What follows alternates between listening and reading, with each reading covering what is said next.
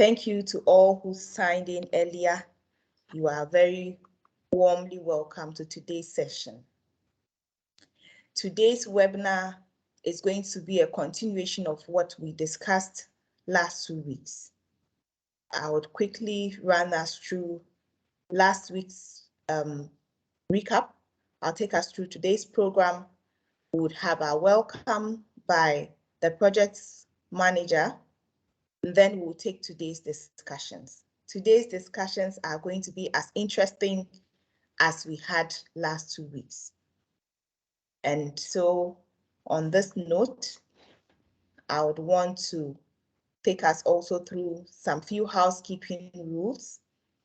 I would urge all of you to keep your mics muted, that you use the reactions button to raise your hand when you have a question or clarification to make, and also that you make the discussion very interactive. If you have any questions or clarifications, please do not hesitate to raise your hand to ask them.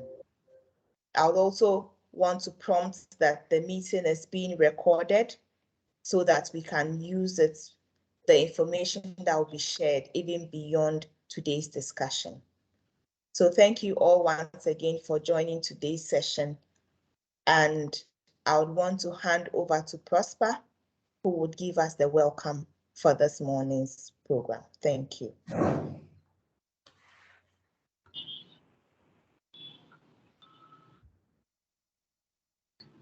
So thank you so much, Jacqueline. Good morning, ladies and gentlemen. On behalf of partners, that's Crop Research Institute of Ghana, the Ashanti Regional Meteorological Department, Rocha Ghana, also the district assemblies, all our smallholder farmers, we just want to use this opportunity to welcome all participants to today's program. Today's program is part of our project that is titled Securing Climate Change Resilience and Mitigation by Building Self-reliant Smallholder Farmers within the Lake Bosumtwe catchment. This project is actually sponsored by the European Union through Expertise France, and it is also working with the Global Climate Change Alliance Plus and other regional bodies that are into issues of climate. Over the last years, together with Crop Research Institute, the main partner to the project, we've rolled out different interventions within the Lake Bosumtwe catchment. And this webinar series, the second of its kind, is to share lessons, to learn, and to also capitalize on some of the gains of the project. Even as we are here today, we would want that we all contribute whichever way possible to ensure that this webinar is successful. Let us know that even as climate-related issues are complex, lessons from one landscape can be upscaled or can be adopted at other landscapes. And one of the main thrusts of this particular webinar is to share lessons so that others that see some of the interventions needful on their various landscapes can equally implement them. So on behalf of the National Director of Rocha Ghana, our Board of Trustees, and all partners, I humbly welcome all participants to today's webinar. Let us all have a very wonderful interaction moment, even as we go through the processes and the sessions for this particular webinar. Thank you so much. I hand over to you, our able organizer, Jacqueline, for you to continue. Thank you. Thank you so much, Prosper, for that warm welcome. So I would quickly run us through a recap of what we discussed last 2 weeks. So last 2 weeks, we looked at some of the tools that were used in the implementation of the project, and also some of the techniques that were applied as part of building farmers' resilience. So the tool for the main tool for implementing the project was the PICSA tool, which is a participatory integrated climate services for agriculture tool, which makes use of weather information and also availability of resources we learned in that webinar that that tool has a 12-step stage, and the stages are divided into pre-farming season, during farming season, and then after farming season. And we learned that before even we go into the farming season, we need to understand our weather patterns. We need to also plan according to our knowledge on the weather patterns, the type of crops or that will be growing in the farming season. And then we can start preparing towards planting those crops. And also during the farming season, the tool also helps us to make use of our landscape resources. And also after there were some post-harvest resources that were shared. Then we went on to the techniques that were applied, and we saw the magical replication of plantain suckers and also of cocoyam. And we learned how we can use one cocoyam comb to be able to multiply about 80 other cocoyams. And we learned also about the multiplication chamber, which you don't need a large space of land to do, just a 2 by 2 meter space behind your house, and you'll be able to replicate your cocoyam or your plantain. And we also learned that it's good for us to prepare our planting material way ahead of the planting season. So that is because the planting material needs 3 months to be ready for transplanting onto our farms. We can start preparing them between December to March. Then we can have our planting material ready when the rains set in. Today, we are going to continue that discussion, and we are going to look at other ways of enhancing our crop yields, and this will be presented to us by Mrs. Mary Asante from CSIR Crops. We would also be looking at other integrated crop management systems and soil enhancement. We need our soils to be fertile so that whatever we plant, we will be able to have the desired yield. So that is our program for this morning. And without taking the wind out of Mrs. Asante's seal, I would want to hand us over to her so that she takes us through her presentation for this morning. Thank you. Mrs. Asante, over to you.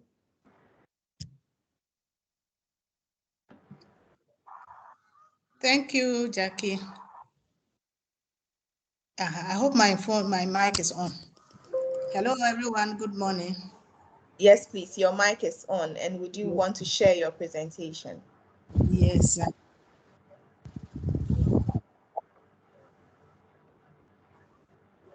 All right. So as I'm sharing,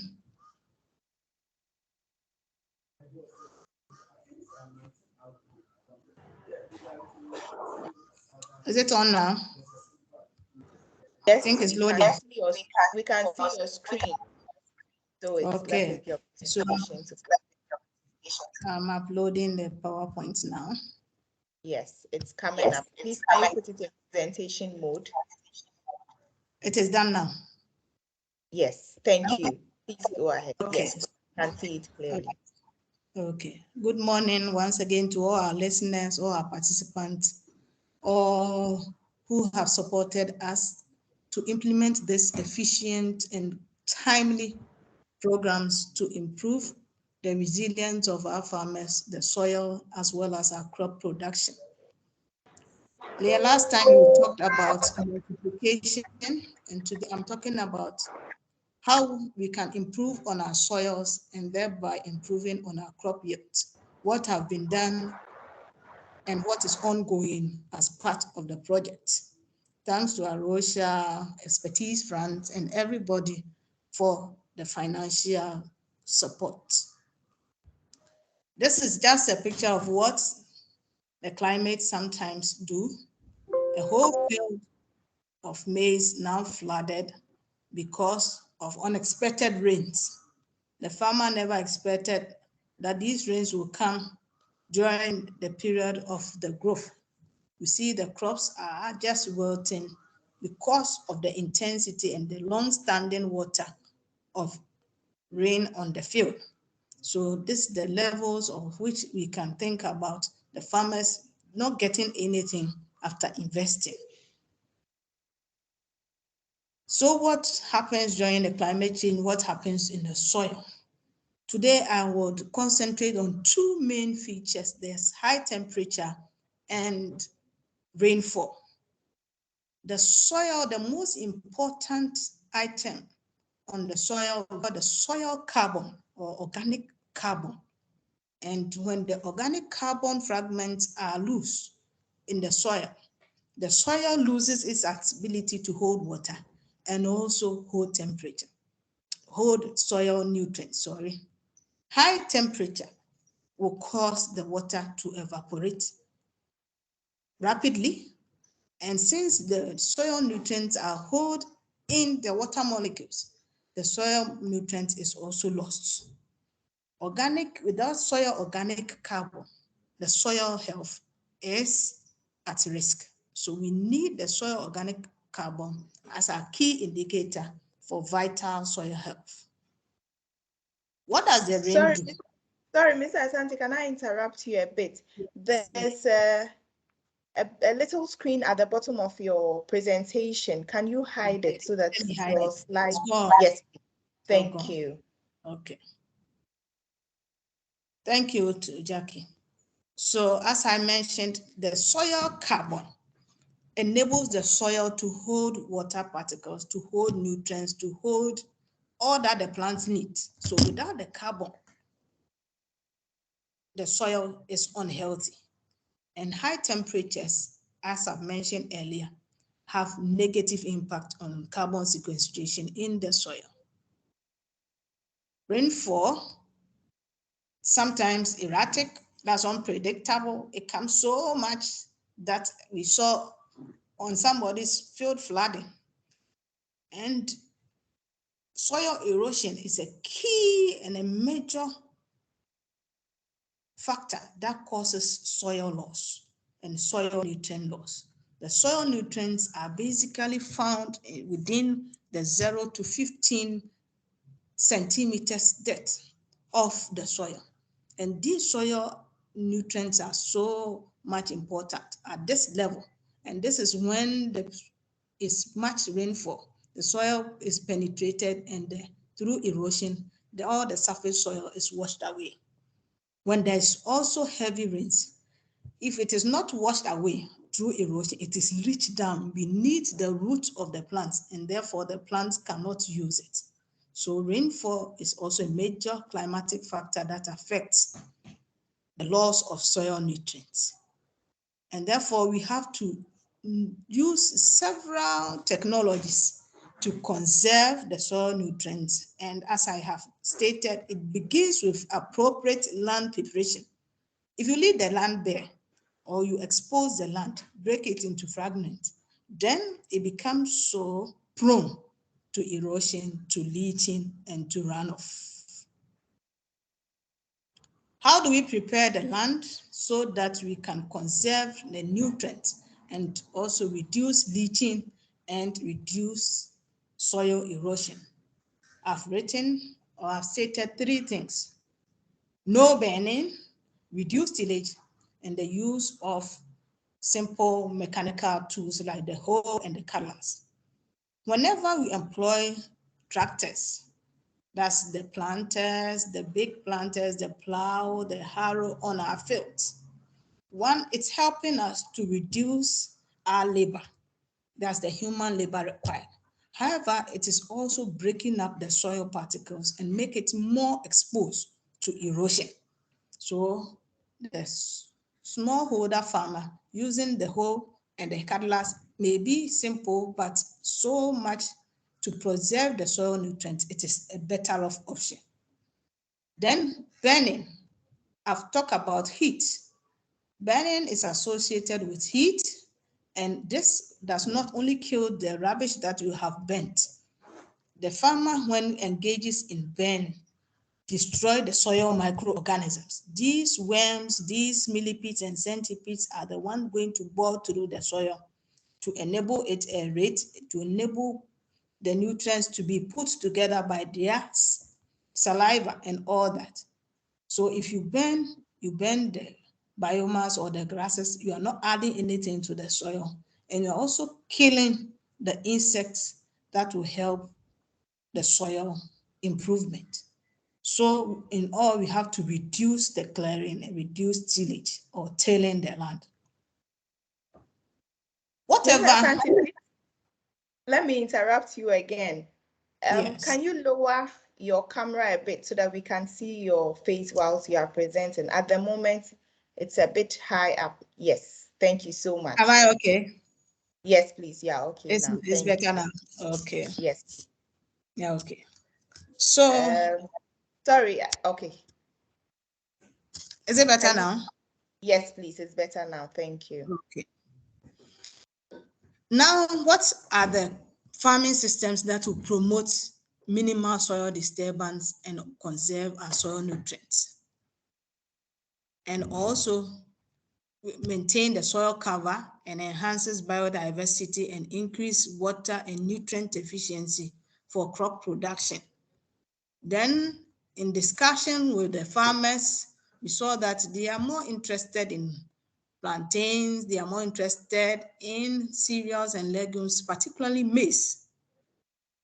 And therefore, these were chosen: the maize groundnut intercrops, the maize cowpea intercrops, and the maize groundnut or cowpea rotations. So we can either employ the rotation system or the intercropping system to help maintain the soil fertility. Let's look at these. This is one of the demo fields at Amakom, in the Bosumtwe district. They have planted on the field, then we have the maize and the groundnut intercrop. And this is at the vegetative state. And at Diase, which is another community, this is their demo field. And you see the farmers on a field day, we are all learning what is happening. And you see, now let's go on to see, whilst the plants are growing together, is this efficient to cover the soil? Is this efficient to protect the soil? This is how we look at the last time we visited. That's about a week ago with the monitoring team. This is how the impact of what we are doing. The soil surface is covered with the groundnut, thereby preventing it being exposed to these harsh environmental conditions we have discussed. That's high temperatures and rainfall. And we could see that the maize crops are yielding better. Similarly, this is the cowpea legume field. At the reproductive stage, we are harvesting the cowpea. But even at the time of harvesting, let's look at the biomass, the amount of leaves covered the whole ground surface. Therefore, if these leaves rot, if these leaves decompose, they are going to add to the soil nutrients to improve it. Whilst the maize is benefiting, the soil also is maintained. In a legume rotation, this one I showed earlier last time we did our presentation. In our first season, they planted only the legumes. And this second season, they have incorporated or they planted the maize. And the maize is also doing fantastically well. What is the usefulness of all these legumes intercropping? As I've mentioned, carbon sequestration is the key for improved soil health. Before you can reduce these high temperatures that have negative effect on the amount of carbon stored in the soil, you also have to improve the soil cover. And therefore, these legumes cover the soil surface from direct impact of the sun, the rain, and wind. Again, when the biomass or the leaves decomposes, usually we don't feed on the leaves, we leave it to rot. You can also use it to feed your animals. But in this situation, we are using it as an organic matter. The legumes has also the ability to attract atmospheric nitrogen through the process of nodulation. They have the rhizobium bacteria being in a symbiosis with the nodules, root nodules of these legumes, is able to put or add about 30% of nitrogen. And this is soil organic nitrogen that is biological, not artificial from artificial chemicals. And this stays in the soil for a long time. I must say that these legume rotations and legume intercropping are the better options for improving productivity and sustaining our soil health. So in this project, as we are incorporating this legume or training farmers on this range of agroecological practices, they will build the soil, give them enough food, whilst the climate variations continues to change, the farmers becomes more resilient. Thus, if we want to improve our soil fertility and revamp our farm productivity, we have to engage in the cereal legume intercropping. The legumes are also used for the root crops as well. In other demo fields, which I didn't show, we have the cassava and the soybean intercrop also doing fantastically well. Thank you so much for your attention for these few discussions. Right. Jackie. Thank you so much, Mrs. Asante. Thank you for the very insightful presentation. And it's wonderful to see how we can actually intercrop our legumes with our cereals.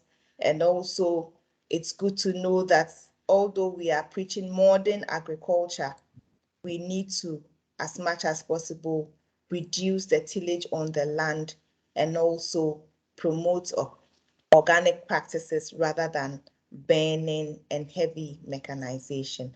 Thank you so much.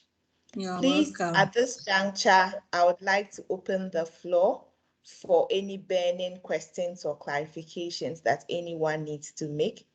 Ms. Asante, please, you can stop sharing your screen now. Thank you.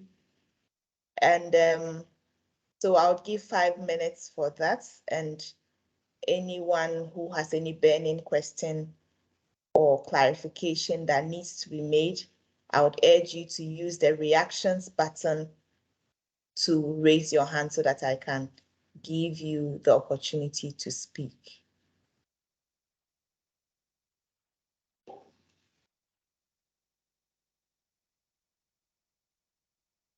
Okay, I don't see any hands raised up. I believe we've enjoyed Mrs. Asante's presentation, and so we'll move on to our next presentation for the morning. Having looked at how we can intercrop. Okay, so I see Habiba. Habiba's hand is up. Please, Habiba, can you unmute your mic and speak? Thank you.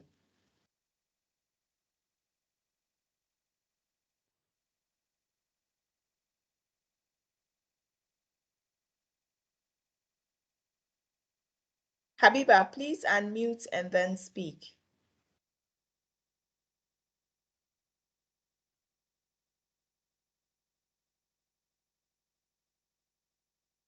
Hello. Yes, we can hear you now. Good morning. Good morning. Mrs. Morning. Asante, thank you for the nice presentation. Please, I wanted to find out that the legume maize intercrop, are they having any negative or positive effects on disease transmission? On disease, are they having any positive influence on it?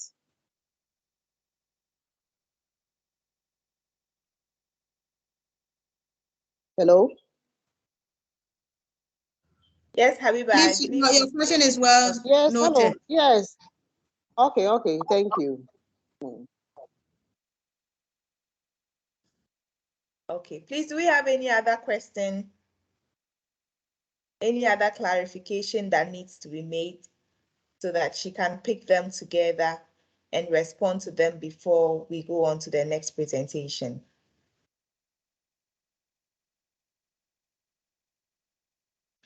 Okay, Mr. Asante, please respond to Habiba's question, and then we can pick subsequent ones. Thank you.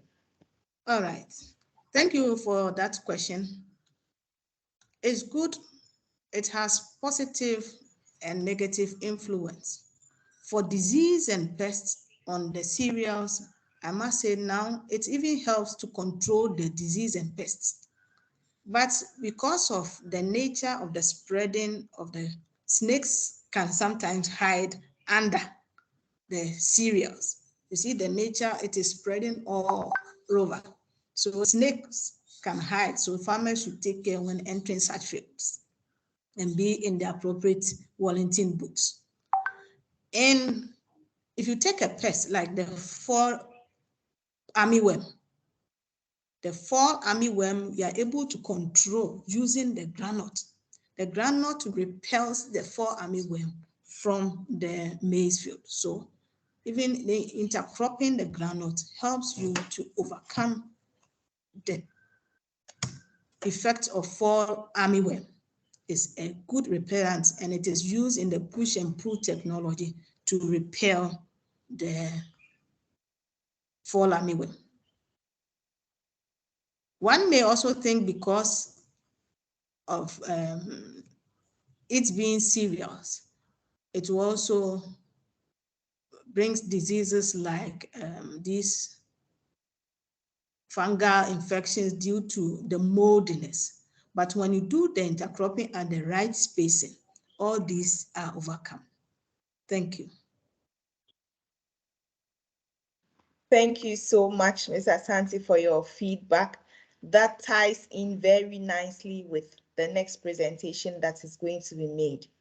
So next we would have Prosper, who is the project manager, to give us some insights into pest management.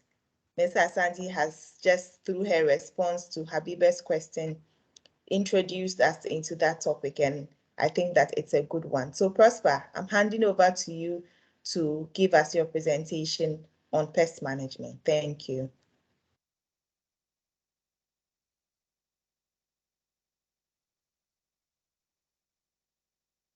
Prosper, please unmute and start your presentation. Thank you.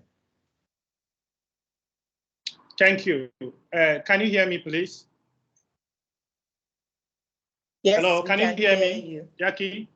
We can hear you. Okay, we can thank you so much. And we can see your presentation as well. Okay, thank you so much. And thank you for the opportunity. And once again, good morning to all participants. So as the earlier speaker indicated, this is second of our webinar series on the project Securing Climate Change Resilience and Mitigation by building self-reliant smallholder farmers within Lake Bosumtwe catchment. And this is a project being implemented by Rocha Ghana and the Council for Scientific and Industrial Research, specifically Crop Research Institute. I'm Prosper Kwame making this presentation. So maybe those that did not join us last week, I always want to give the impression of the landscape we're speaking about and talking about. So this is the Lake Bosumtwe landscape. The lake is a meteoritic lake, one of 6 of its kind in the world. And as indicated, we have almost about 22 different fringing communities. They are within 2 districts, Bosumtwe district and then Bosumtwe district. So that is the impression of the lake for all of us to just appreciate. By way of this presentation, I'll give a brief introduction of what I'm going to speak about, and then I'll speak about integrated pest management, how it was applied within the project, and some of the lessons learned. So that is what I'm going to speak about this morning. And so relative to the site-specific challenges as enumerated by even my earlier partner that has spoken in the person of Mario Tiwa, within the landscape, there is practices that are unsustainable, which has exposed the soil. There are related illegal logging activities, which is causing increasing rates of soil erosion. The use of agrochemicals and inorganic fertilizers are on the high, and this is not only killing different soil microbes, but also polluting the lake because of the nature and the features of the landscape. Also, different biodiversity are being impacted negatively on. And then, of course, because of low yield and related climate issues, even as there are high temperatures that are being recorded, even as rainfalls are erratic, as the weather changes over the period, we know disease and pest also comes in. And it is one of the critical issues that has to do with also climate change. And so for the issues of climate change and for the purpose of this project partners together with even the smallholder farmers, after a detailed interaction, decided to roll out different lessons and learning protocols aimed at building farmers' capacity to deal and control pests within their farms. And so we strongly believe that integrated pest management is very needful. In that one, it is healthier for the ecosystem. Two, it is easy to implement. It has different public benefits in that it's cost effective and also gives any one person that uses the approach good public image. Integrated pest management that specifically also uses natural pest management protocols, also increases beneficial insects within our ecosystems, and usually decrease the high dependency on pesticides and other things, which I think is very good for the purpose of our landscape and was really one of the main things that informed us to use this approach within the landscape. So related to the various interventions that have been rolled up, we strongly believe that natural pesticide management is an environmentally sensitive approach to pest management. It makes use of action thresholds, which usually brings farmers to a point to deal with situations as how captured and learned on their farms. It also relies on a prevention-first approach, and it considers seed selection, climate condition, and location as a preventive measure for controlling pests. And importantly, it focuses on pest control rather than pest eradication. And mostly it uses biological and cultural control practices. So it is one of the key cohorts of things that informed us even in doing this. And within the landscape, this is a farmer's farm, and this is the maize. So during visits, we came across this, and it usually has to do with the fall armyworm, Spodoptera fugipeda. In fact, farmers indicated high incidence of fall armyworm situations on their farm, and they were complaining bitterly about related issues of fall armyworm. It was not only attacking maize, but was also attacking other crops that were within the landscape. So relative to what was observed and seen within the landscape, the team rolled out different interventions to help farmers use natural pesticide management protocols to address some of the emerging pest situations on their farms within the landscape. And for fall armyworm, I just want to give a brief life cycle of it. I wouldn't take much time here. In fact, when you take fall armyworm, it goes through 4 main stages: the egg stage, the larval stage, the pupa stage, and then, of course, the adult stage. And this is within a 24 days period. So one thing is that a particular fall armyworm adult lays egg on the plant, if it is maize, if it is a legume, and it is able to lay almost about 100 to 200 eggs. And within day 4 to day 14, it hatches and turns into the caterpillar. The caterpillar also then begins to feed on the young plants, exudes, and other stuff, thereby destroying most of the crops that farmers plant. So after the 14th day, day 15 beyond, the caterpillar now falls and then falls onto the ground and begins to pupate. And during the pupation stage of a period, it comes out as a moth. So that is the brief life cycle. But one thing that has been realized over the years, even since fall armyworm came into Ghana, is the fact that there has been indication of proven resistance to most chemical control methods. This has been published on a large scale, and it is also very true that it is very difficult to control fall armyworm within farms. And so relative to that, different organic control methods were introduced to farmers as part of this particular project. And I want to indicate that scientists introduced farmers to the push and pull approach, wherein Desmodium species is used and planted within one's crops. And the method is very simple. They also taught soil formulation, how to use soil to control fall armyworm. They taught how to use ash. And then we also taught farmers plant teas. And then, of course, the neem extract formulation, which I think has been widely adopted and being used within the landscape. So relative to the integrated pest management process, farmers were taken through the need to first and foremost even put yourself in place to prevent the pest from even occurring on your farm. And that usually starts with the initial stages of even the practices of your farming, where you have to identify the pests, and based on the identification protocols, one is able to use different pest control measures dependent on the various action thresholds, so as for the farmer to be able to prevent pests on their farms.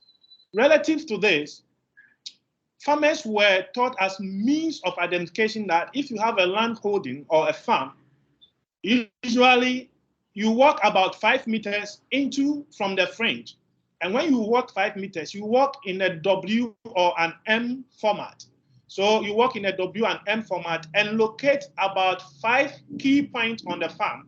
So at each point on the farm, what happens is that you select almost about, if you are dealing with maize, you select about 10 to 15 maize, and at the initial stages, when the seedlings come up or they begin to emerge, you select about 10 to 15, and you begin to look out for any potential pests that are on the farm. One thing is that when you are able to walk through either a W or an M, identifying these 5 key points, and you do the necessary identification protocols, what happens is that it will help the farmer or enable the farmer appreciate and ascertain any pests that are on the farm. And it also gives you a broad view of actions or related things that are happening on one's farm. So this particular identification process or procedure is to help farmers identify the related issues that are on their farm, so that they are able to now address with the necessary protocols that are needed on their farm. So related to that, farmers were taken through how to prepare different biopesticides and biofertilizers. And when we talk of biopesticides and biofertilizers, these are usually plant-based formulations using available plant species that are on the landscape. So critically, within the Lake Bosumtwe catchment, the implementers identified that farmers have high levels of neem trees present on the landscape. Neem, which is, as a director indica, is a plant that has been proven to deal with different pests over the period.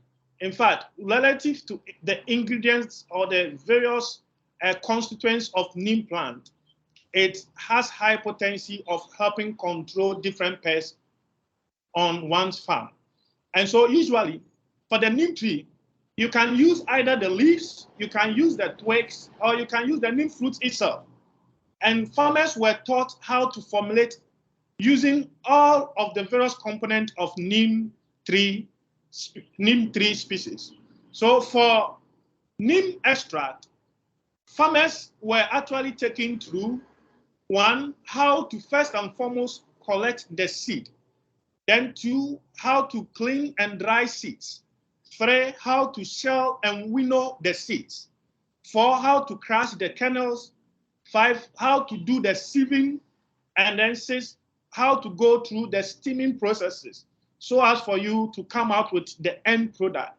I'll specifically speak a little bit about the various stages so that we all appreciate the processes that farmers were taking through. In fact, I wish to indicate that these are things that farmers were helped and were supported to do practically. And thank God that this is being practiced over the period, even on the landscape. So related to seed collection, Whenever you go to the neem trees plant, when the tree is ripe, it becomes yellowish.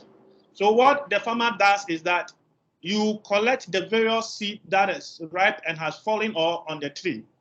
Then when you have now collected and gotten a sizable amount, what the farmer does is that you bring it home and you dry the seeds. Drying can be done in 2 ways.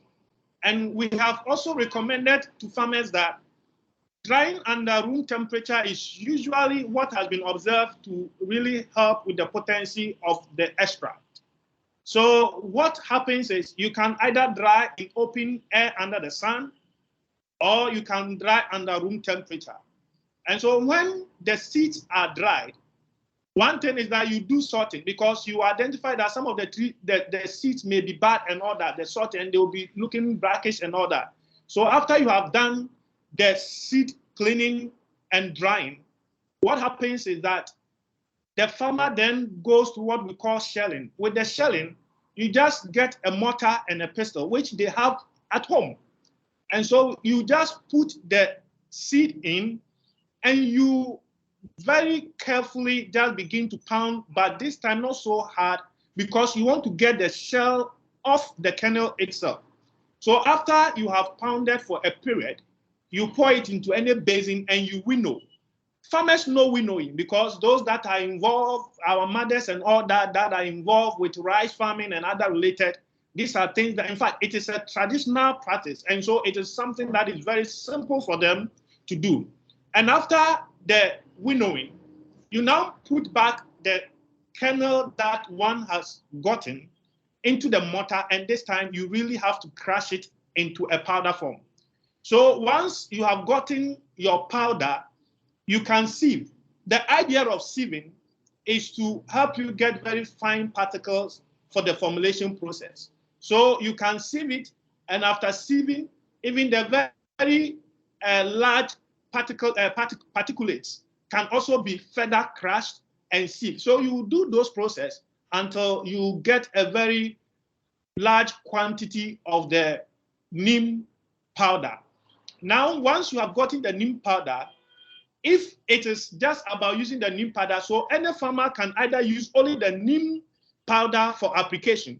So what it is that if you are using the neem powder for application, farmers have been taught how to use that. And by that, usually we say 350 kilograms. And we have taught them, you can just measure, if you are an individual with a broad palm, you just fetch about 5 full palm of that into 20 liters of water. If you are having about a very small size palm, you fetch 6 full palm of the powder into 20 liters of water, and you can then apply that quantity on your farm area holding of about 40 meters square. So what it is that farmers were taught how to measure their land area and how to demarcate, and then they are also able to know the quantity if you are using what we call the powder as a formulation method. Beyond the powder, farmers were also taken through how they can get the neem oil. And for the neem oil, farmers would need to go through the steaming process. And then once you have done steaming of the powder, you know, what happens is that it becomes moisturized, and then you put the moisturized extract into an extractor, and then you can extract the oil. One of the key things that farmers were taught was that, in fact, when you are able to really extract neem oil, the potency level is quite high. And so farmers were also encouraged to even go about, they were taught those processes of extracting neem oil from the neem seeds. And it is important to indicate that, in fact, neem trees contain various insect repellent compounds. And one thing is that it only inhibits maturation of feeding ability of insects without having adverse effects on birds or mammal. And that is why it's very important and it's very key as one of the plans for biopesticides formulation. They are readily available in most of the localities or communities that we're working with, and in tropical areas, neem tree is very common. Also, it is less expensive to prepare. When you look at the various procedures and processes of preparation, it is very easy and it is easily done by all farmers. It is easy to prepare and apply on our land. It is less toxic to the environment. So when you apply neem tree, studies indicate that there is no effect on either your crops, and there wouldn't be any consequent effect also to humans that feed on the various crops that is produced by farmers. And then handling application does not require high-level training. It is a very simplified formulation process and procedure wherein farmers are easily able to learn. And it is also something that just requires very simple and basic equipment that are easily available within farmers' household and all that. So the biopesticide formulation, in terms of using neem, there are other 3 species that farmers were taught they could use, which I think in other presentation would be made. And to indicate the lessons learned so far, one thing that we've observed is that group learning and hands-on practice make farmers to easily adopt and practice new intervention.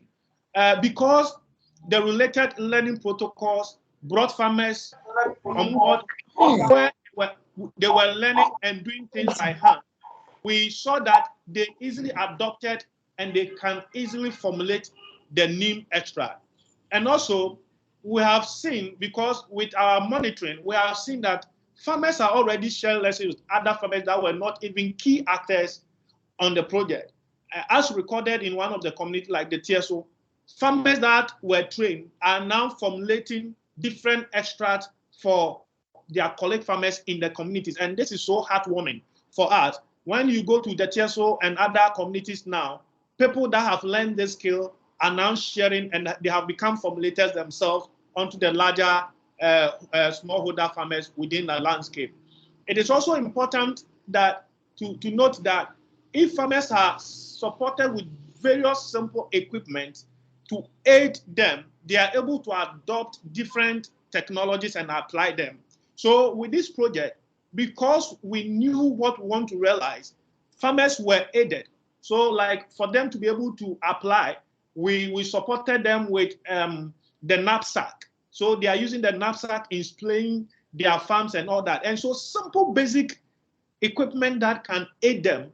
One thing we've identified is that once they have those, they are easily able to adopt different technologies and apply them on their farm. So I wish to say thank you to my dear listeners and thank you to you all.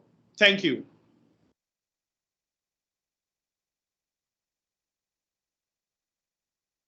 Thank you, Prosper, for this really, really eye-opening presentation. I didn't know that pest management could be this easy and affordable. Knowing that neem trees are very common in our landscapes, most of our landscapes, whether forest or savanna, you have neem all over. We know that neem is used as medicine for fever treatment and all. But to learn that neem can also be used in pest management, and that we do not really need to be scientists. Even as local people, we can still make good use of the neem that we have within our environment, and that neem is not destructive to other biodiversity. That is also very interesting to learn. Thank you so much for the presentation. I would want to ask participants present if there are any burning questions or any clarifications that need to be made. Mrs. Asante, I see your hand up. Please, you can unmute and ask your question. Thank you. This is a contribution, not a question. On my monitoring one of the fields, in fact, the TSO farmer, he's called Michael, is really making the syrup for other people and benefiting from it. Not only controlling pests, but also making money out of it. So this is a technology that is also beneficial because they couldn't afford to buy the synthetic chemical. You see, one farmer met one at a market going to buy the synthetic chemical. Then he also approached the lady because of the costs. During the monitoring, they mentioned it and told her, go and pick soil and just drop it at the mid-rib of the plant. And a week later, the lady looked for the man and thanked him. These are very biological insect pest control methods that the farmers have been taught and really helping. And they are really benefiting, saving money, and some also getting more income by making the neem syrup for others. Thank you. Thank you so much. So we see that we don't only manage pests on our own farms, but we can make a business out of it. We are building resilience, and all aspects are very important. Both the biological and the economic and social aspects are very important. So thank you for that. I see another hand up. Okay, Habiba, please, your hand is up. You can unmute and speak. Thank you. Uncle Prosper, thanks for the good presentation. Please, I would like you to explain the push and pull approach to some of us, please. Okay, thank you so much, Habiba. So the push and pull approach has to do with a farmer planting Desmodium species, which is also a plant. So what it is that the Desmodium plant species, it exudes some chemical. And once it exudes some chemicals, what happens is that the fall armyworm are not able to really withstand the repellent that is coming from the chemical. So what happens is that with the push and pull, on your main land holding, you plant the Desmodium tree species within. And then what happens is that at the catchment, we indicate that farmers can plant like grass species such as elephant grass and other things. So what happens is within your main farm, as the Desmodium tree species brings out the repellent and it sort of pulls out the fall armyworm, they go and then they tend to rather go to hang on the nearby available species, which is like the elephant grass. But one thing is that the fall armyworm and the other pests, they are not able to really make life, or their life is not able to continue on trees like the elephant grass. So when you use the Desmodium, it will push them out of your farm, and then because the elephant grass is also nearby, that will pull them. And when they go there, they will not be able to survive and they will die. So that is the push and pull method that we're talking about. Okay, thank you so much. Please, can you, just a follow-up to Habiba's question, can you give us some few examples of the Desmodium species and also of the pool species? You've mentioned the elephant grass already. Maybe if you can add a few more, that would be helpful. Well, so if you take the grass family, you can talk of the elephant grass. You can talk of Andropogon guyana, and I mean, I can mention some of the scientific names of different grass type species. So the elephant grass, Andropogon,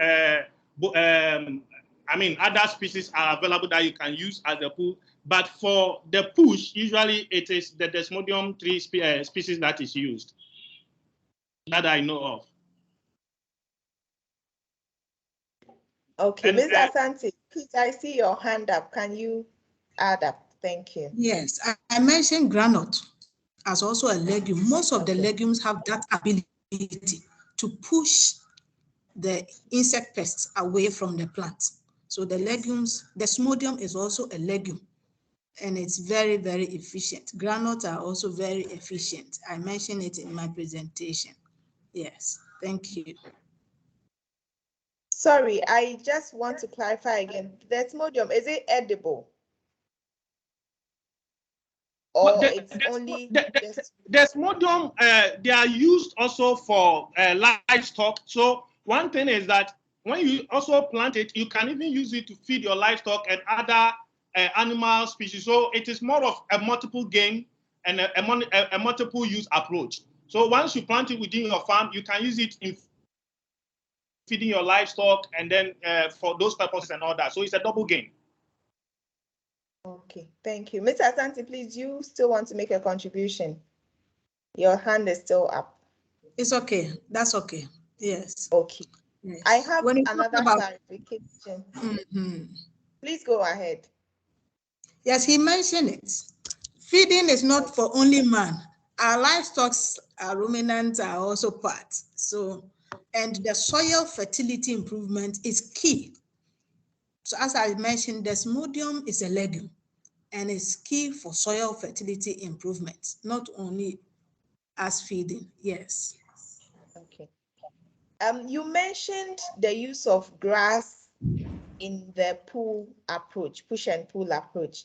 How do we manage this? Because I know that sometimes the grasses can become invasive and managing them is challenging. So how do we manage these grasses even as we use them in the push and pull approach so that they don't take over our farms, but rather give us the desired benefits? Thank you. Answer the speaker now.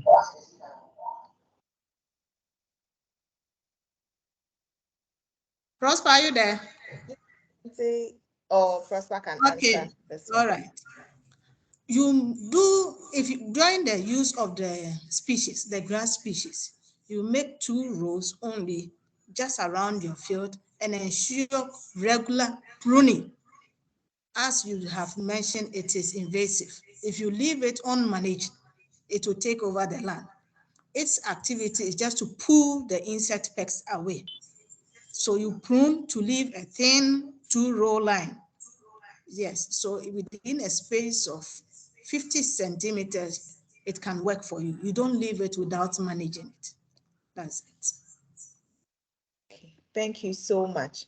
Rita, I see your hand up. Please, you can unmute and speak. Thank you.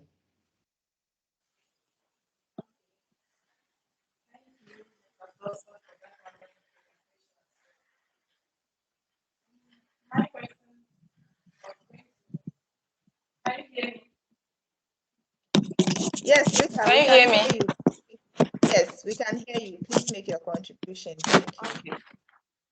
My question is, Mr. Prosper is only focusing on fall armyworm. So I was going to ask whether those methods can be used for other pests as well. Yes, Rita. Yes. So for neem, it is not only for armyworm. In fact, it can be used for a variety of pests on the farm, and it can also be used on different crops and plants. And so it is not only that. As indicated, it was apparently not only neem that farmers were taught. We also taught them in terms of preparing and formulating different plant teas, which, I mean, this presentation did not capture. So it doesn't, in fact, research indicates that neem is actually able to deal with almost about getting to 200 different pest types and groupings. And that is it. So it is not only for armyworm. You can use it on other crops and any other thing.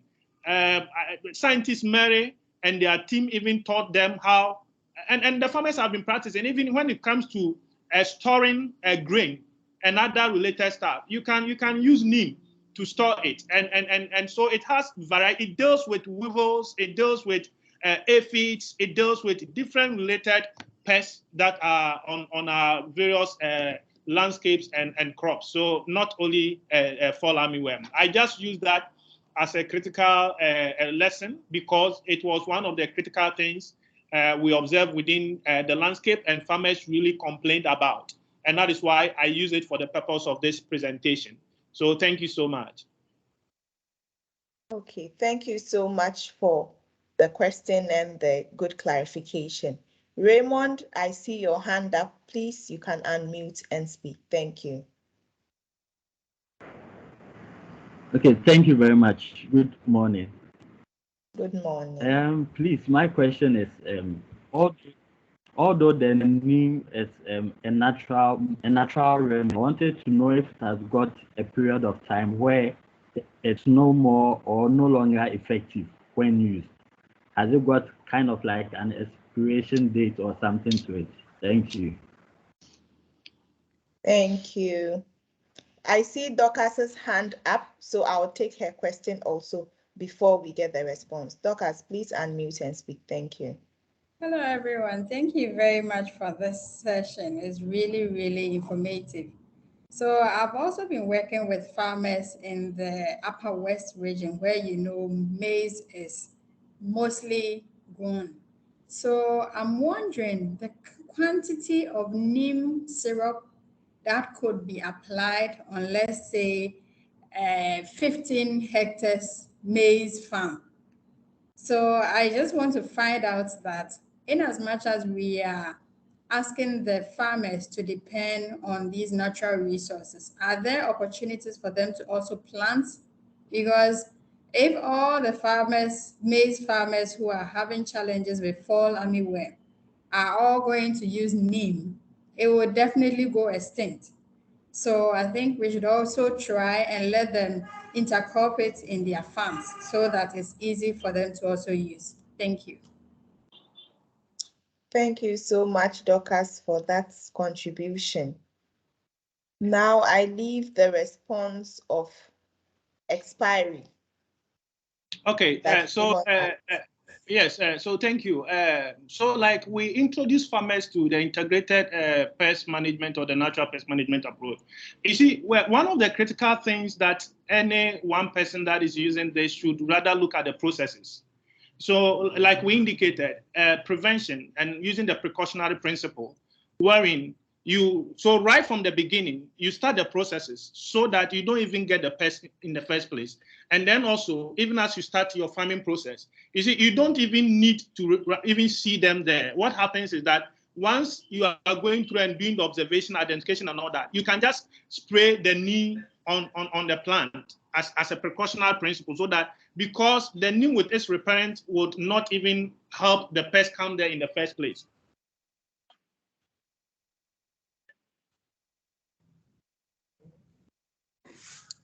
Hello.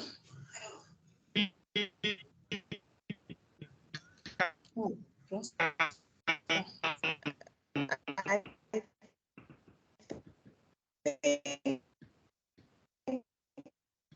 Prosper's connectivity is a bit poor. Prosper, please, can you position yourself? Well, actually, I think my internet dropped. So sorry for that. So like as I was explaining, I've come and I'm using a different machine now. Like I was explaining, what it is that the more of the processes and the practices are what is very important and key for realizing an enhanced gain on your farm. So we encourage farmers to start right from the beginning. And once you start right from the beginning, you really achieve on the high. And then also, like Dorcas indicated, what it is that, yes, it is very true that on large land areas, the availability of maybe neem on a large land area is something that is quite critical. And like she indicated, we really need to, I mean, scientifically and like workers within various landscape, we really need to look at how best we move it forward. I can say for sure that even now, when you go to the central region, there are entities and bodies that are now actually producing neem oil for sale. And now neem oil is quite expensive because people have realized its gain. And because of that, people have actually started business. The last time I was in the central region, a bag of a neem seed was selling for almost about 700 Ghana cedi or so. And you can just imagine, now people are turning it into business because of it. And so like she indicated, I strongly believe that, I mean, coming from the ecological point of view, we wouldn't just say that farmers should plant neem, because neem also is quite invasive and it's quite invasive. So even if there is any landscape that maybe farmers are going to do that, I would call for a detailed feasibility study and the possible processes to ensure that it will not rather become an issue when we are rather trying to deal with an issue. So that is what I will say. I don't know whether Scientist Mary would also add something to that effect. Yes, Mr. Asante, I see your hand up. Please, you can add up to the discussion. Yes. Our lady mentioned planting the neem together with the maize. It is not possible because of its allelopathic effect. However, we can crop the neem at one landscape, that is one side or one area, then prune and go and use its leaves or twigs on the maize. You can't put the maize and the neem together for you to experience the effect. No.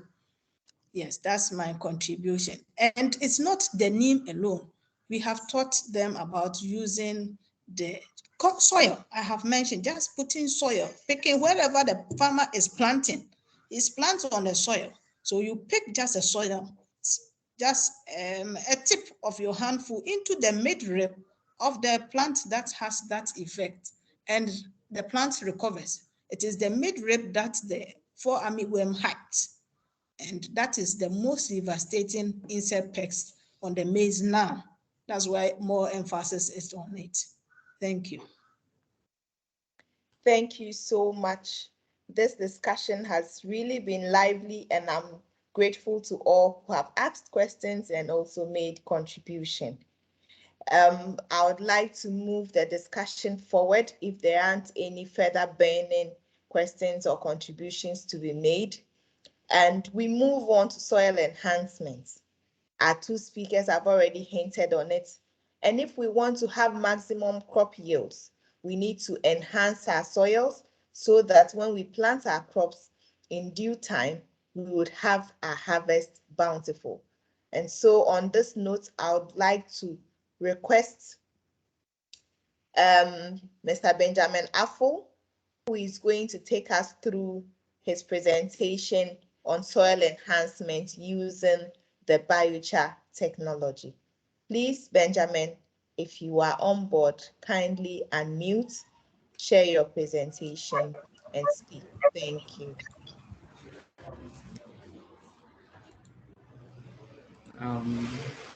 Hello, everyone. Hello, I'm sharing good my morning. screen shortly. All right, thank you.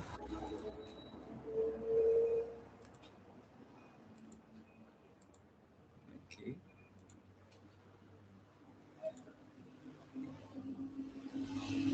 I hope you can see my screen though. Yes, we can see your screen. We are waiting for your Okay. presentation. Okay, thank you very much. So, good morning once again. Your presentation it's is an yet honor. to come up. Please, your presentation is yet to come up. We are only seeing your screen at the moment, yes. Okay.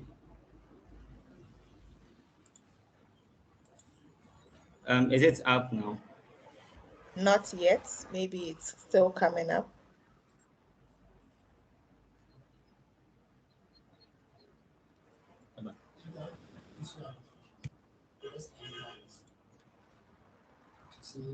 Okay. Okay. Okay. Just a minute. Let me work on that quickly. Okay. Otherwise, I can also try to share from my end. Okay, I think that should do.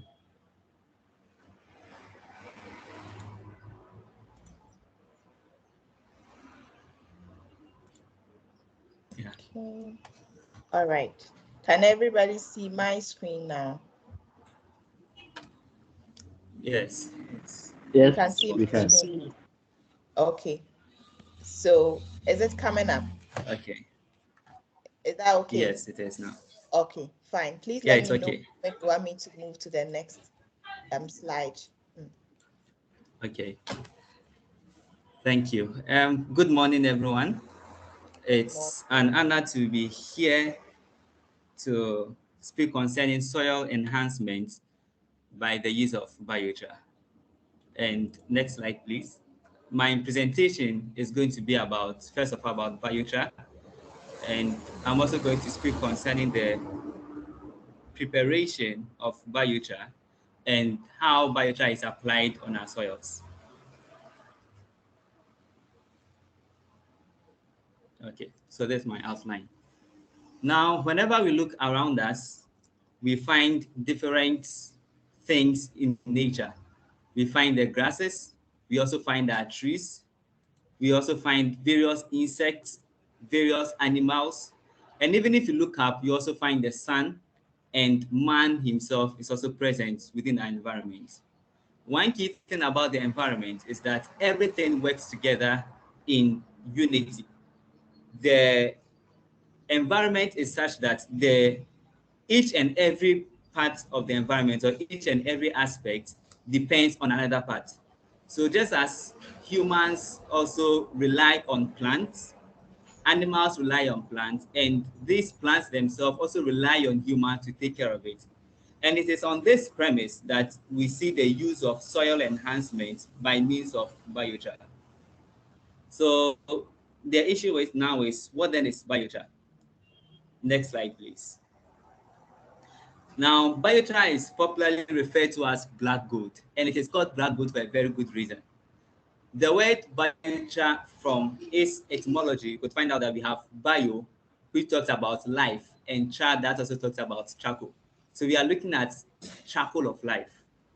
The reason why it's called such is because of its unique characteristics. Actually, it has been touted as one of the most reliable and most important soil amendments ever to be discovered by man. So one thing about biochar is that it could be formed from almost every farm waste. So whether you could have your leaf clippings from trees, you could also have rice husk, you could also have cocoa pods, you could also have it from different other aspects. You also have animal sources of biochar, that is biochar that is produced from the bones of animals. So basically, biochar can be produced from almost everything that we find within our farm. The key thing about biochar here is that it is able to retain a lot of nutrients. Now, the soil nutrients as we have it are mostly in the form of ions. So we have potassium ions, we have calcium ions, magnesium ions. Now, these ions basically have to be able to attach themselves to the soil colloid, or the soil particles. Else, when there is a little amount of rain or whatever, you realize that these nutrients will now leach out and will be lost. So the soil on its own has a limited capacity of these ions that it can hold. And once this capacity is reached, whichever ions that is included in the soil, by whichever means, whether the use of manure, whether the use of compost and every means, those ones may be lost. But one key thing about biochar is that it increases the soil's capacity to hold these nutrients. So once you add biochar to the soil, you are sure that the amount of nutrients that your soil can hold would now increase. The next thing about biochar is that from the image on your top right, you will find out that biochar contains a lot of pore spaces. Now, these pore spaces are such that they are similar to what we find in the soil. So within the soil, you know that the soil has pore spaces which carries water and also which aids in aeration. Now, what biochar does is that the addition of biochar to the soil now increases the amount of water that the soil can hold. At the same time, it also increases the amount of air that flows within the soil. So biochar adds to the soil's porosity. At the same time, this pore species serves as the habitat and a suitable habitat for living organisms or soil organisms. And when you add biochar to it, you are sure that you are going to have more soil organisms being made available within the soil. Another key thing about biochar also is that it's able to hold on to chemicals that end up within the soil. For instance, the use of pesticides, weedicides, and other stuff. Once these active ingredients end up within the soil, they are now going to be degraded And these degraded chemicals also have an adverse effect, first of all, on the soil microorganisms, as well as it could end up entering into the groundwater table, which would also affect whichever person or whichever animal that drinks from the water, either by means of the stream or river or even a borehole that has been made. So what biochar does is that it's able to hold on to these chemicals that end up falling onto the soil, thereby preventing the groundwater from being contaminated. In this season of climate change that we have here, science has made us understand that the soil holds the second largest carbon sink as we have it. And so the issue about the soil holding the second largest carbon sink is that this carbon within the soil can easily be lost. And this problem is because microorganisms easily decompose whatever material that is placed on the soil. And during the decomposition process, that is when carbon dioxide and other gases are evolved into the atmosphere. Although this is a problem, biochar comes in to solve it. What biochar also does is that the gases that are evolved during different soil processes, biochar is also able to absorb them and hold them onto itself, which prevents the gases within the soil from now escaping into the atmosphere. Also, the biochar is made up of a lot of carbon compounds, lots of carbon molecules.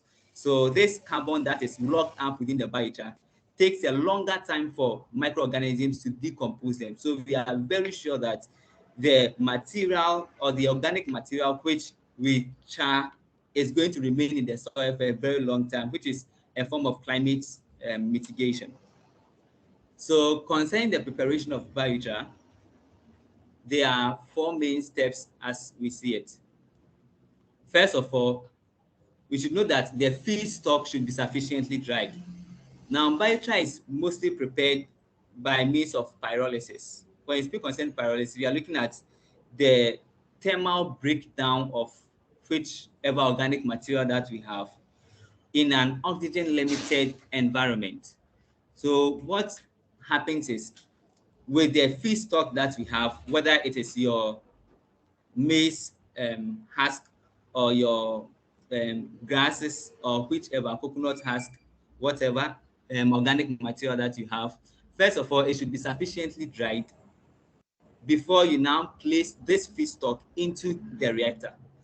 The moment the feedstock are in the reactor, the next step is to set fire within the reactor and shut it to prevent the oxygen from entering into it.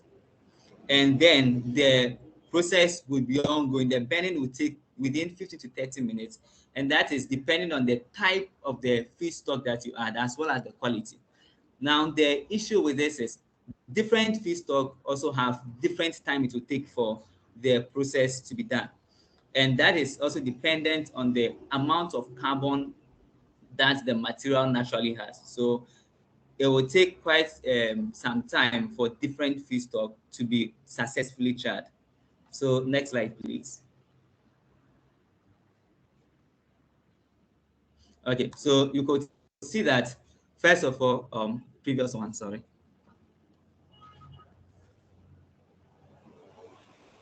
Okay, so you could see from the images that concerning the farmers that were at Lake during the training concerning biochar preparation, we had a reactor present, and we also placed the feedstock within this reactor, and we ended up setting fire on it, and we sealed it such that there will not be mud or there will not be oxygen within it, such that the thermal decomposition or the pyrolysis processes can be ongoing. So that is how biochar is prepared.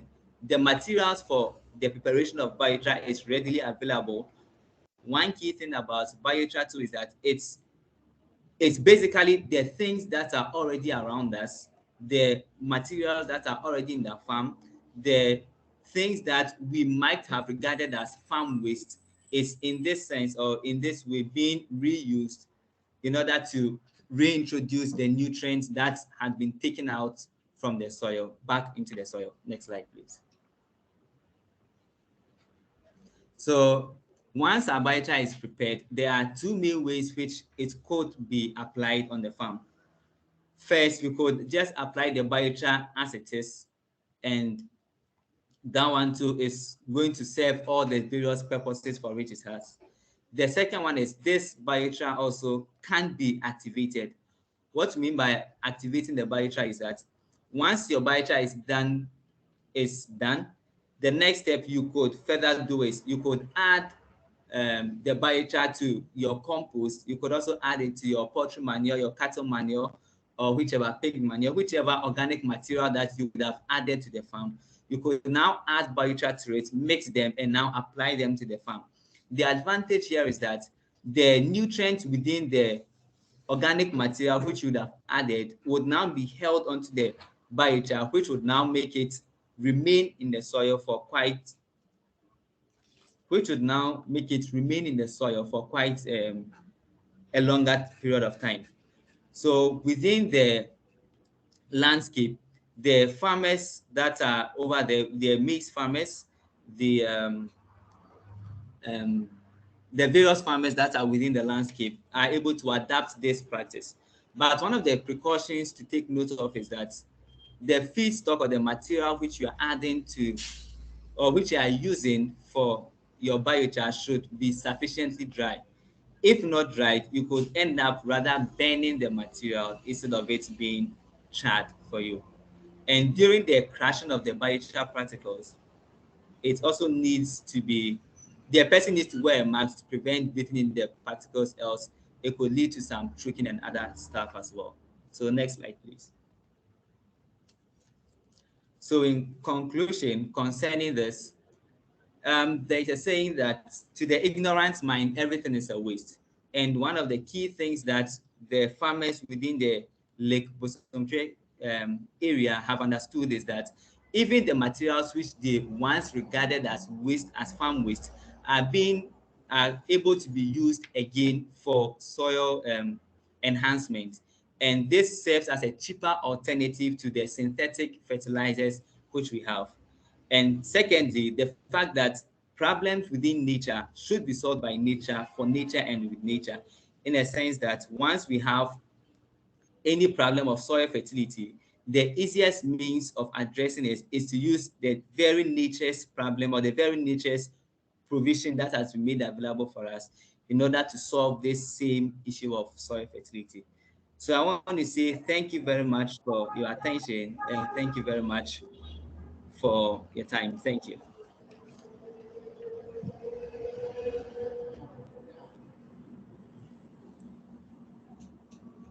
Thank you so much, Benjamin, for also this very, very interesting way of using our farm waste. Now we know that when we have finished harvesting our crops, what we have on the farm is not waste per se, but material, resource that we can use to enhance our soil fertility and also improve the absorption of nutrients. Very, very important. Thank you. So on this note, I would want to open up the floor again for questions, clarifications, and contributions. Dorcas, I see your hand up. Kindly unmute and speak. Thank you. All right, thank you also. Sorry, my line dropped, so I missed some part of the biochar presentation, but I didn't really get the preparation clearly. What are the equipment needed, and what are the techniques in preparing? Is it also as easy as preparation of the neem extract, the neem syrup? I want to really get a clarity on the preparation. Thank you. Okay. So Benjamin will take us through again the preparation of biochar, but I want to find out if there are any other questions before he goes on to his submission. Are there any other burning questions? Okay, whilst we wait for people to think up their questions. Okay, I see a hand up. Sorry, your name didn't appear, but you can unmute and speak. Thank you. Okay, thank you very much. I'm Abdulkarim Mufti from Tamale. Okay, thank you. Hello. Please make your contribution. Yes, yeah, follow up with her question. So, and I would like to see the bioreactor, because in the picture I could see something like what do you call it, in a tank? It was a drum. It was a drum. Yes. So I want to find out whether you put water under or you just put the materials straight forward. Okay. Thank you so much, Abdul from Tamale. We are grateful that we joined. So Benjamin, please take us again through the biochar preparation and also respond to Abdul's question of water in the drum before our material. All right, thank you. So concerning the preparation, all right, let me start from the reactor as well. So the reactor we use over here is the barrel that you saw. So that is the reactor for the biochar preparation. And Benjamin, during hold on the for hello, me. hello, Jackie. Let me just share again. Hello, Jacqueline. Yes, yeah. So can you please share the pictures? Okay. Yes, I'm trying to share my screen again. Okay, that's fine. Okay. Yes. So okay. Benjamin, we are on. Please, can we see my screen? Yeah. Sure. Thanks also for your tea.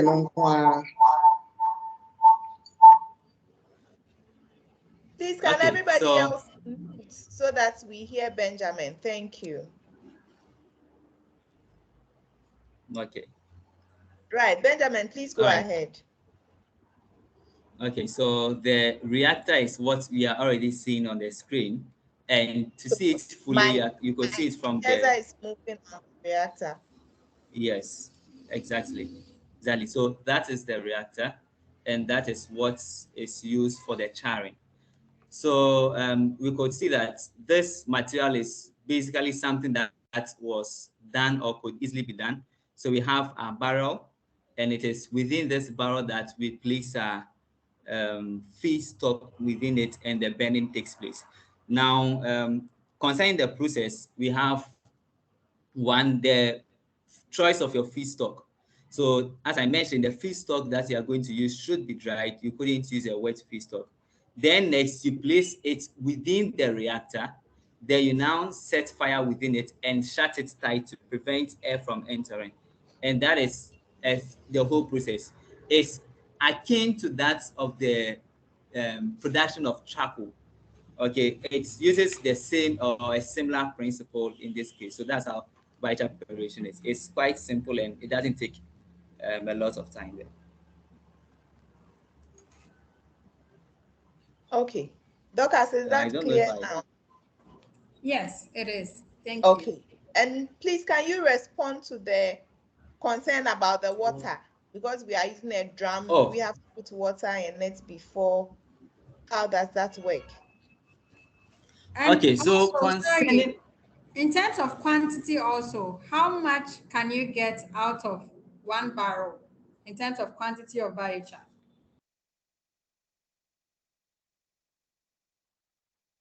Mr. Asante, can you help us with that response after he has responded to the issue of the water? Yes. Let me start from the water. Benjamin will respond to the water. Okay. The water, we do not put water. We are not boiling. We are charring. It's not boiling process.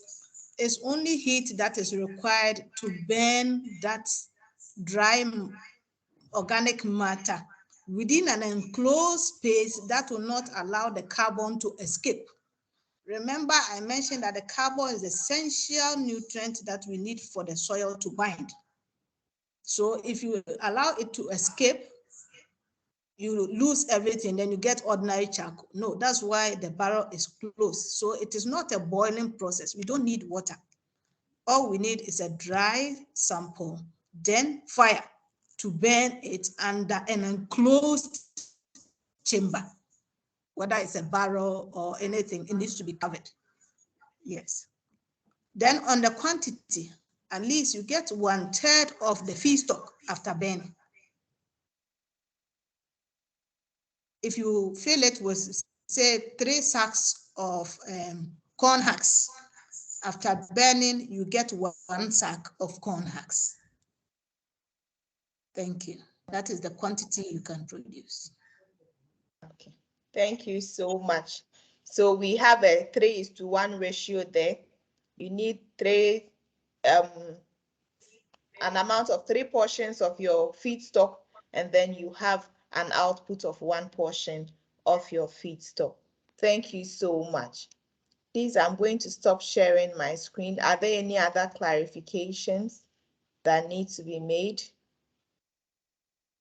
Any other questions?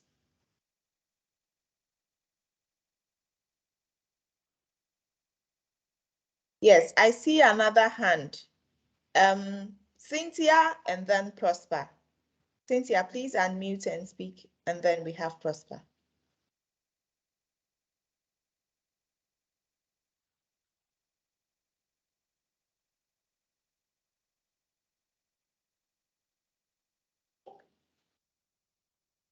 Cynthia, we can't hear you. Please, can you unmute? No? Yeah, sorry. Yes, can hear you now. Yes, I want to say thank you very much, Benjamin, for your nice presentation and the education. But what I want to find out is that we know that biochar is a binding something for the soil. And I want to find out that does it contain, let's say, the different feedstock, do they contain the plant nutrient that the plants needs?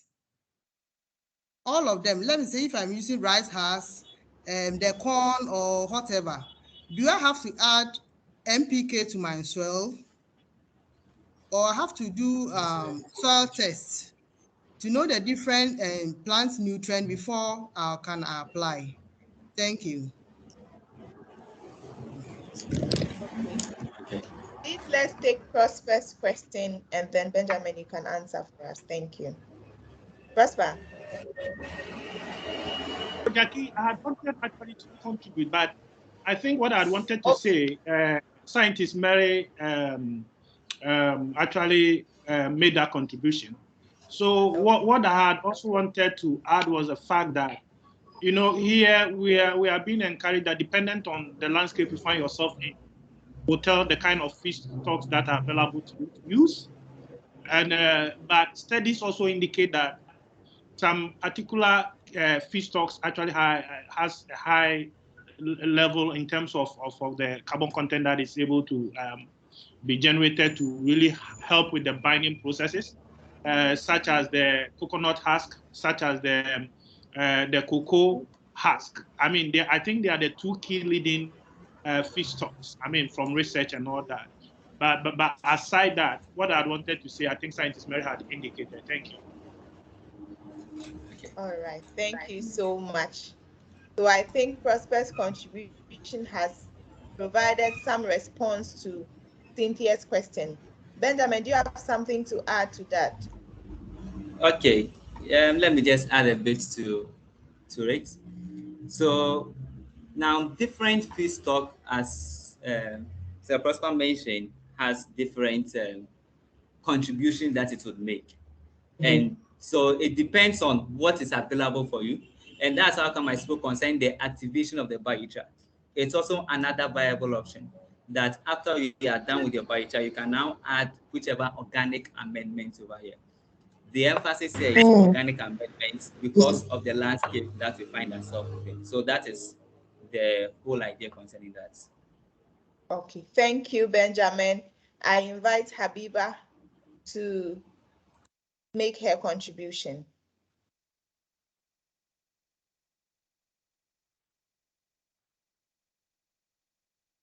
Habiba, please unmute and make your contribution. Thank you. Hello. Yes, Yeah, please can you hear me? Yes, we can hear you Mr. now. Afo, thank you so much for the presentation. Listen, you said the biochar is able to support carbon sequestration and reduction in GHG emissions from soils.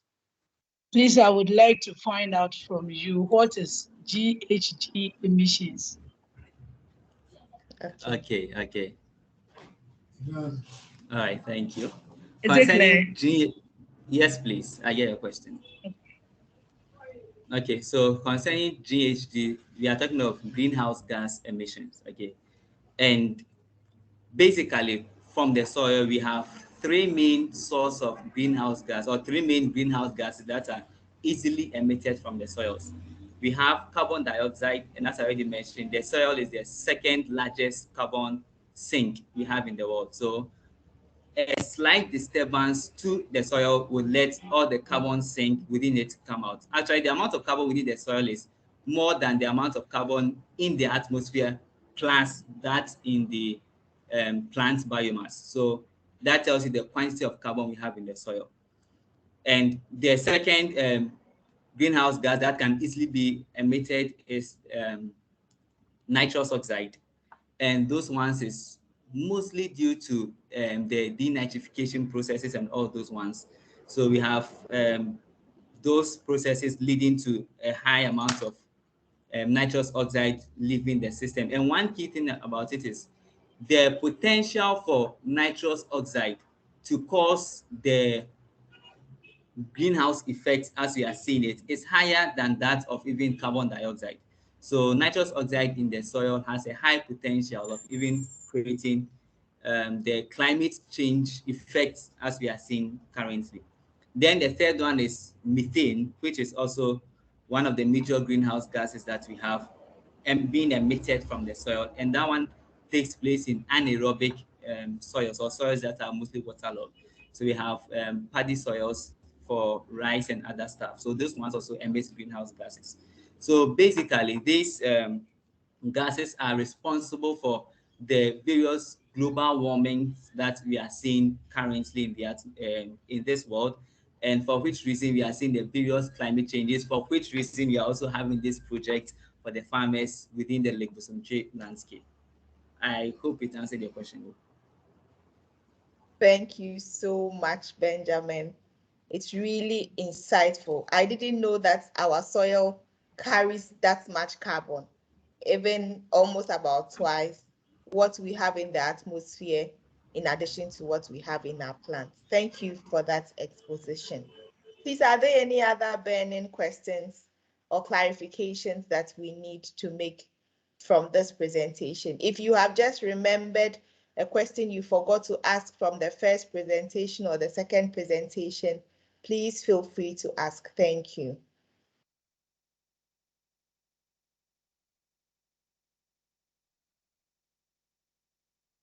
Yes, Dorcas, I see your hand up. Please unmute and speak. Thank you. Yeah, I just want to check, would we get access to the presentations, please?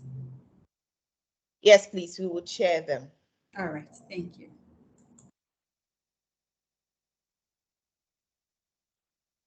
And on this note, I hope everybody who is on the call has registered, because we would need your email addresses to share the presentations, as well as even the recording of this webinar, so that you can propagate the message that we have heard today beyond our own circles. It's very important.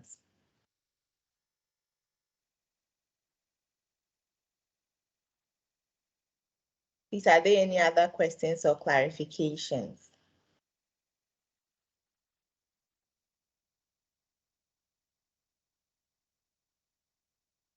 Okay, I see no hands up. Mr. Asante, do you have any other feedback you'd want to give us? Because we are gearing towards the end of our webinar, and there may be a few pointers or guidelines that you want to give us, or some very apt messages that we should take home, in addition to all that we have heard so far. What I would love to say is, every technology being implemented under this GCCA Plus project is very, very, very, very useful. and timely, because our soils are losing their fertility. We need the biochar. Everything that we need to work to sustain our soil, to feed ourselves, to get the farmers resilient is around us. We have not imported any technology. All that we are using is around us within the landscape. So wherever you find ourselves, let's use the resources available to improve the resilience, because the climate continues to change. Temperatures within the decade has risen. So biological life within the soil system, within the environment is also being affected. So we need to do all that we can to protect the environment. As the last tree die, you and I goes off. And the soil is the house to feed us. So we need to manage the soil very well. Thank you. Thank you so much. The soil is the house to feed us, so we need to manage it. If we don't have our soil, I don't know how our farmers in the rural areas can continue growing their crops and making a livelihood. We know of other technologies like hydroponics and all, but we know that sometimes these require some expertise or skills that may not be readily available. So since we have our soil, God-given natural resource, let's manage it and treat it well so that it can continue to serve us and give us all the food that we need and also the money that we need to have a good life. It's important that we have a good life. Thank you. So on this note, before I give Prosper the opportunity to give us his last words and also the closing remarks, Benjamin, is there any other thing you'd want to share with us before Prosper takes over the floor? Okay, so I also want to say that as scientist Mary mentioned, the soil produces about 95% of the food that we have. The soil produces about 95% of the food which we rely on. And whatever intervention that we are bringing on board, whatever thing that we are doing, if we want to be sure that it's sustainable, then we have to consider the soil. And the soil also has a direct correlation to that of the environment, to that of the atmosphere, because of the various cycles that you see, from water cycle to oxygen cycle, whichever cycle. Most of them also pass through the soil. So one key thing that we should take note of is that in addressing these climate change issues globally, one of the key things we have to look out for is the soil. How you manage your soil, how you take care of the soil, how you feed your soil is very important in this climate fight. Thank you. Thank you so much. I want to say that it's been a very, very productive morning. We've learned a lot. I am very excited that we're able to have this webinar, and for all those who joined us with contributions and questions. We will be having a group picture after Prosper's submission. So please prepare to turn on your cameras for the beautiful picture, which I'll be sharing also with the presentation. We say that COVID has made us united via the internet. We may not have met in person, but through this webinar, I have met a lot of people, and I would want to have some faces to remember you by. So please prepare to turn on your cameras, even as I invite Prosper to give us his closing remarks. Thank you. Prosper, over to you. Thank you so much, Jacqueline, for that wonderful moderation. You've led us through, and we are so grateful today. As our mission indicates, together caring for God's creation. And like I started off with, climate change is here with us. It is a complex environmental issue, and we've all got to contribute whichever way possible to ensuring that we are able to become resilient, and also we are able to mitigate the various impacts of climate change. I want to, on behalf of the National Director for Rocha Ghana, also on behalf of our partners, Crop Research Institute of Ghana, other partners, the Ashanti Meteorological Department, led by Mr. Samson Tieku, the 2 district offices, Bosumtwe and Bosumtwe, especially the the district chief executive of Bosumtwe, in the person of lawyer Joseph Asuminim, the CRIMA chairperson in the person of Noble Afrifa, also the Water Resources Commission officer in the person of Abna Dufie Wiredu of the Pra Basin, our smallholder farmers. We want to say a big thank you to all participants for participating in this program. We strongly believe that the various interventions rolled out and the various lessons that has been enumerated here, we shall all continue to share and use appropriately on our respective landscapes. Importantly, it is also important to recognize our donors, the European Union that has supported this project through the Expertise France, as well as the Global Climate Change Alliance Group. We want to say a big thank you to all that has made this program successful and has contributed to this project. We strongly believe that any other arranged webinar will have the privilege of meeting you, and will continue learning, sharing, even as we all work collaboratively to ensure the integrity of our landscapes and the various biodiversity God has so endowed us with. Thank you, and God bless all of us for this very awesome webinar. Thank you. Thank you so much, Prosper, for that warm appreciation. I believe that everyone's interest in farming has been ignited. Our first webinar was exciting. We learned how to use the weather, and now we have even learned more how to manage our pests, how to enhance our soils, what it means for the soil to hold the carbon, and why we need to keep the carbon in the soil. It's been very exciting. And I would say that this is not the last of our engagements. We'll have a series of other webinars planned up in the next few months. And we hope that when we call upon you, you will join us to learn about these exciting ways of building our resilience to climate change.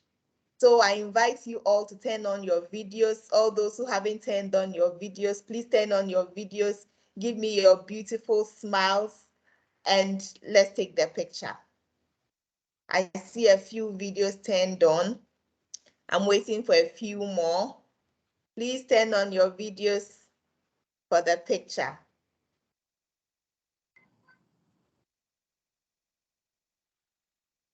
Okay, Grace, I'm using you as the signal for the video. Please let me know when you are ready to take the picture, and then we would give a count to 3.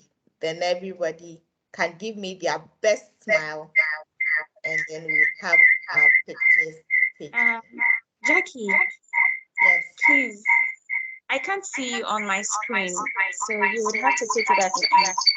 Okay, all right, that's fine. So please, those who haven't turned on their videos, please turn on your video. I'm going to take the picture on 3, 2, 1. So are we ready? Okay. Habiba, can you lower your camera a bit? I didn't get your face.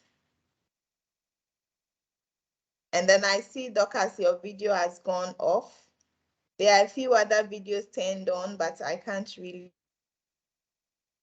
So please turn on your videos. Okay, so I'm going again. 1, 2, 3. All right. Thank you so much, everyone. We are really grateful that you joined us today, and we look forward to meeting you again in our next webinar series. Please, when you see the info on the webinars, kindly share it within your network so that we can have a lot more people learning about how to build their resilience to climate change. Our farmers, not all of them were able to join us, but please do let them also know that we appreciate their acceptance to test these technologies. We know that change can be difficult, but without their willingness to test the technologies, we wouldn't have these successful stories to tell. So thank you, thank you, thank you. And we look forward to seeing you again at our next webinar series.